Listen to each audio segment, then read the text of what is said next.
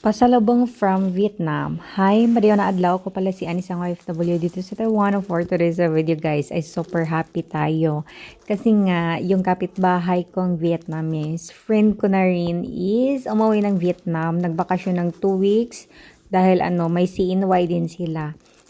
At yun na nga, pagbalik niya dito, marami siyang mga pasalubong guys. Sabi niya, may kape pa daw, pero hindi pa daw niya nabuksan kasi nga marami siyang bitbit. At ito yung isa nga, ito yung mga pasalubong niya sa akin. Nag-heart-heart talaga yung ko dito ay mata ko dito. Kasi nga, itong delicacy, tapos dalawang delicacy ay tatlo pala. Tapos may, sunflower seed at saka itong kay Lola na biscuit. So, diba? Tiba-tiba na naman first and for today's video.